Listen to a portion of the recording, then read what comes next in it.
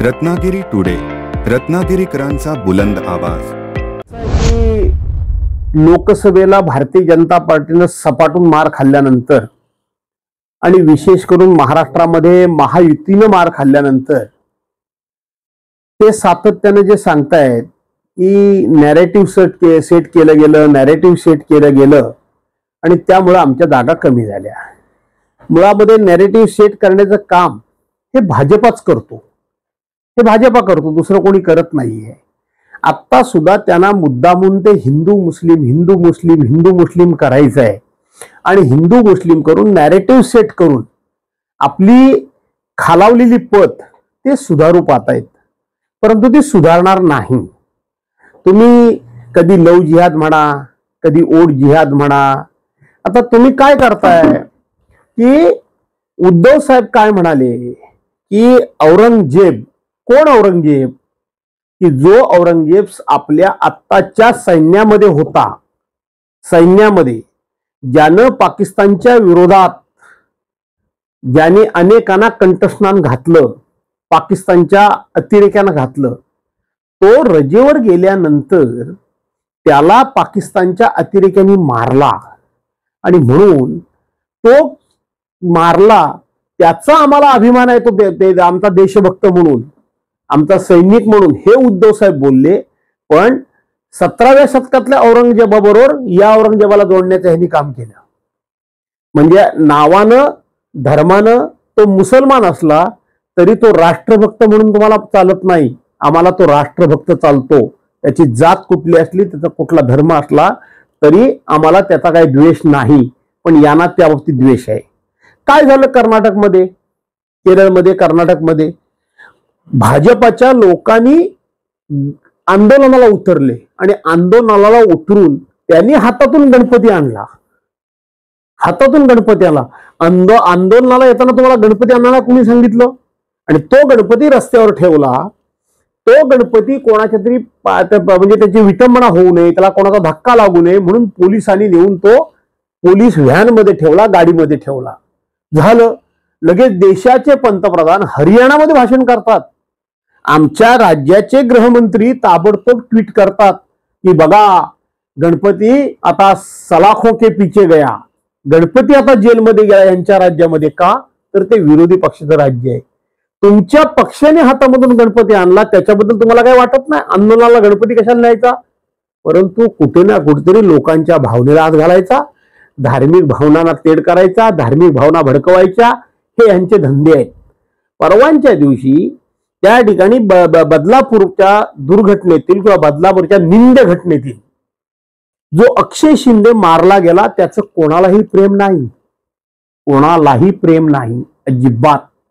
त्याला शिक्षा व्हायलाच पाहिजे होती, पण शिक्षा देण्याची आपली जी डॉक्टर बाबासाहेब आंबेडकरांच्या घटनेमध्ये तरतूद आहे त्या तरतुदीप्रमाणे तुम्ही त्याला द्यायला पाहिजे होती शिक्षा, त्या तरतुदीप्रमाणे द्यायला पाहिजे होती।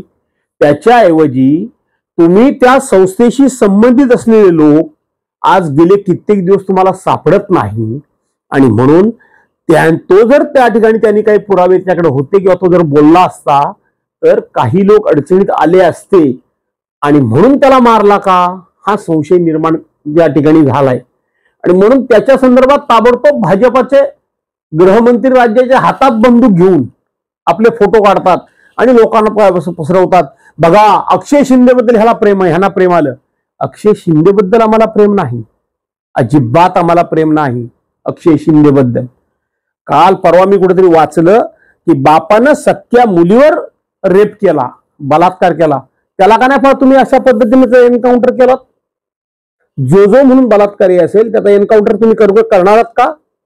पण नाही, तुम्हाला कुठे ना कुठेतरी ही पाप लपवायची आहेत, काही पुरावेच नष्ट करायचे आहेत।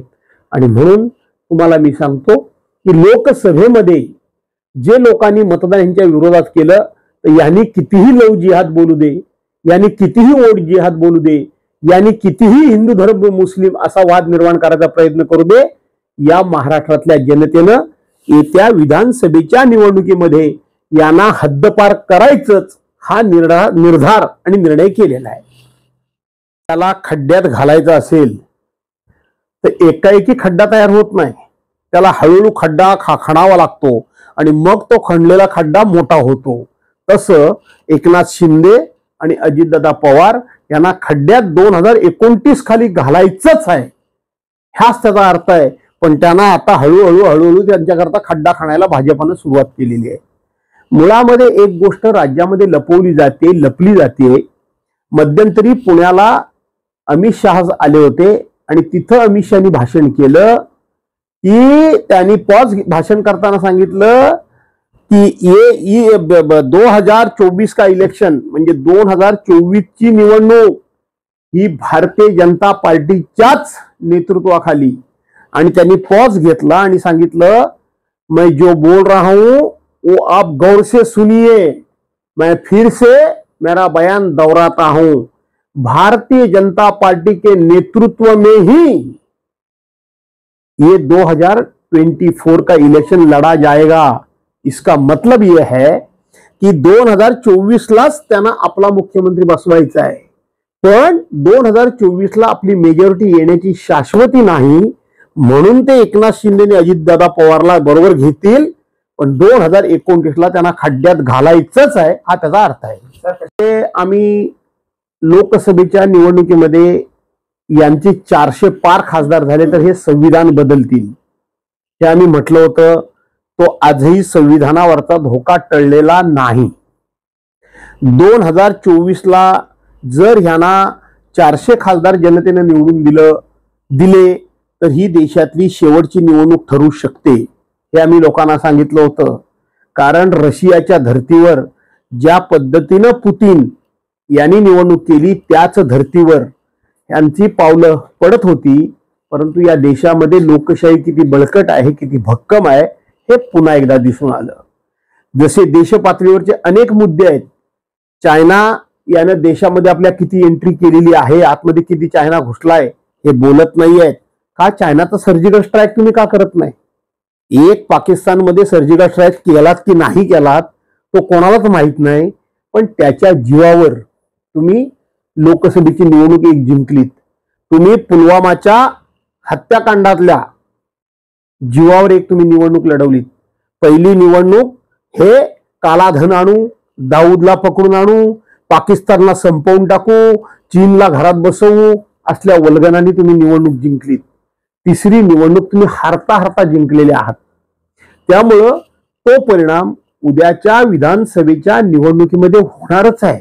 आणि त्याचबरोबर राज्यामध्ये या तिघांनी, राज्याचे मुख्यमंत्री एकनाथराव शिंदे, उपमुख्यमंत्री देवेंद्र फडणवीस आणि दुसरे उपमुख्यमंत्री अजित पवार यांनी राज्यामध्ये अक्षरशः हैदोस घातलेला आहे. अक्षरशः हैदोस घातलेला आहे. आणि म्हणून ती जनता उघड्या डोळ्यांनी बघतीये. त्यामुळं या निवडणुकीमध्ये लोकच यांना कुठल्याही परिस्थितीमध्ये घरी बसवतील हे मी तुम्हाला आजच सांगतो. असं आहे की निवडणूक हीच मुळात एक आव्हान असते. समोर कोण आहे हा विषय वेगळा, पण निवडणूक हीच एक आव्हान असते. निवडणूक लढायची असते ते समोरच्या माणसाला कमी लेखून लढायची नसते, आव्हान म्हणूनच लढायची असते. ते आव्हान कधी जिंकण्याचं असतं, कधी मताधिक्य जास्त घेण्याचं असतं. यावेळचं माझ्यासमोरचं जे आव्हान आहे ते जास्तीत जास्त मतदान किती घेणं हे आव्हान आहे. तेवढीच माझी निवडणूक ही आव्हानाची आहे. असं आहे, जर तरवर उत्तर देण्यात काय अर्थ नाही.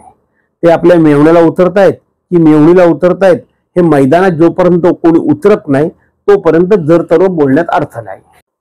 मला वाटतं आपल्याला दिली ना शिवतीर्थावर, आम्हाला मिळाली जागा शिवतीर्थावर. काही वाद असायचं कारण आहे? काहीच नाही. तो वाद गेल्या वर्षीच निकालात निघालेला आहे की उदय सामंत कधी कधी चालाखीनं बोलतात, कधी कधी, नेहमी बोलता येत अशातला भाग नाही. ते खेडचं भाषण बघा आणि चिपळूणचं भाषण बघा. तुम्ही खेडला जर भाषण जर तुम्ही ऐकलं असाल तर चिपळूणला तुम्ही स्वतःच होतात. त्यामुळं खेड ते चिपळूण जे 40 किलोमीटरचं अंतर आहे त्या 40 किलोमीटरचा भावाचा बदललेला सूर हा 40 किलोमीटर मध्ये सुद्धा पोहोचेल. राज्याचे गृहमंत्री सरळ सांगतात की रस्त्यावर उतरून विरोधकांना ठोकून काढा. त्यामुळं आता कोणी उठतोय आणि कोणालाही ठोकायला लागलाय. काल बारामतीमध्ये कॉलेजमध्ये काय घडलं? कोयता हातामध्ये घेऊन एका विद्यार्थी मित्रानं आपल्या मित्राचा तिथं कोयत्याने अक्षरशः त्याचा खून केला, तुकडे केले। राज्याचे गृहमंत्री राज्यातल्या जनतेला शांत राहण्याचं, कायदा सुव्यवस्था राखण्याचं हे मार्गदर्शन करतायत की रस्त्यावर उतरून ठोका म्हणून मार्गदर्शन करतायत। त्यामुळे त्यांचे लोक पण म्हणतायत आम्ही मशिदीत घुसून मारू, तुम्ही याच पुढं, तुम्हाला आम्ही इकडे मारू तिकडे मारू। आणि म्हणून राज्याच्या गृहमंत्र्यांनीच वास्तविक म्हणायला पाहिजे की कायदा हातात घ्याल तर याद राखा, पण यांनी म्हणायचं की रस्त्यावर उतरून तुम्ही एकेकाला ठोका। त्यामुळं मेसेज जातोय तो चुकीचा जातोय, त्यातून या घटना घडतात।